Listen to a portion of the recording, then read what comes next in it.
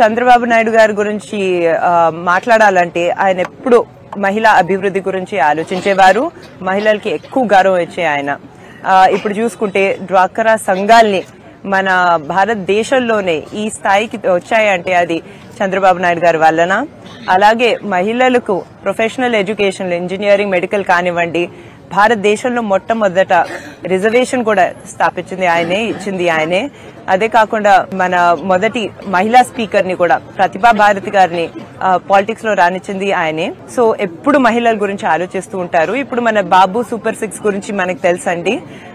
మహిళలకి వాళ్ళ పిల్లల విద్య కోసం ఏదైతే చాలా ముఖ్యం, దానికోసం 15,000 రూపాయల గ్యారంటీ ఇవ్వటం జరుగుతుంది. అదే కాకుండా 18 to 59 సంవత్సరాల మహిళలకు ప్రతి నెల 1,500 రూపాయలు వచ్చేటట్టు చూస్తున్నారు. ఉచిత బస్ ట్రాన్స్పోర్ట్ వచ్చేటట్టు కూడా చూస్తున్నారు. అదే కాకుండా మహిళలకి 3 గ్యాస్ సిలిండర్లు ఉచితంగా వచ్చేటట్టు చూస్తున్నారు. అదే కాకుండా మా లాంటి యువతి యువకులకి కళలకు రెక్కలు అనే ప్రోగ్రాం ద్వారా వాళ్ళకి 0 ఇంట్రెస్ట్ లోన్స్ వచ్చేటట్టు గవర్నమెంటే గ్యారంటీ ఇచ్చేటట్టు చూస్తున్నారు. సో బాబు గారు ఎప్పుడు మహిళల గురించి ఆలోచిస్తారు, అది కూడా యువతుల గురించి చాలా ఎక్కువగా ఆలోచిస్తారు.